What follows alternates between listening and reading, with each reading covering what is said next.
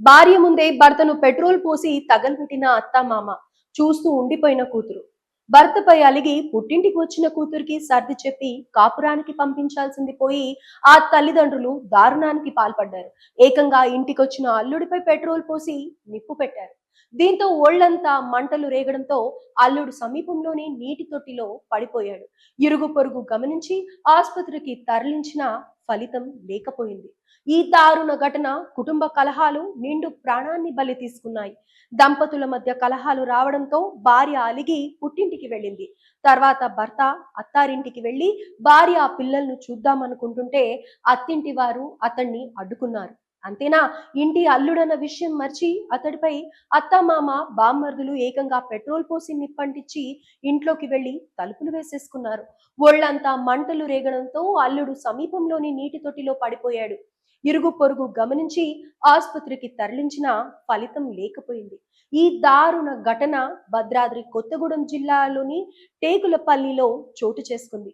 వివరాల్లోకి వెళ్తే భద్రాద్రి కొత్తగూడెం జిల్లా టేకులపల్లి మండలం రామచంద్ర కొత్తగూడెం జిల్లా టేకులపల్లి మండలం రామచంద్రునిపేటకు చెందిన యజ్ఞ వెంకటేశ్వర్లు అనురాధ దంపతులు కుమార్తె కావ్య ఆమెను 3 ఏళ్ల క్రితం పాలవంచ మండలం దంతుల బోరు గ్రామానికి చెందిన బల్లెం గౌతమ్ 24 సంవత్సరాల అబ్బాయి ప్రేమ వివాహం చేసుకున్నాడు. గౌతమ్ ఎలక్ట్రీషియన్ పనిచేస్తూ సుజాత్ నగర్ లో నివాసం ఉంటూ ఉన్నాడు. కాపురం పెట్టి కుటుంబాన్ని పోషించుకుంటూ ఉన్నాడు.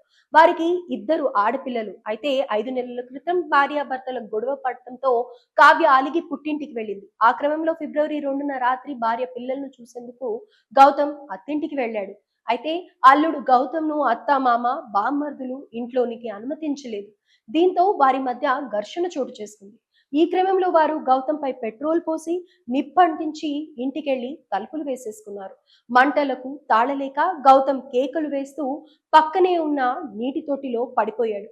తీవ్రంగా గాయపడిన అతన్ని ఇరుగు పొరుగు ఖమ్మం హాస్పిటల్ కి తరలించారు. అనంతరం మెరుగైన చికిత్స కోసం కుటుంబ సభ్యులు అక్కడి నుంచి వరంగల్ ఎంజీఎం కు తరలించారు. అయితే అక్కడ చికిత్స పొందుతూ గౌతమ్ మృతి చెందాడు.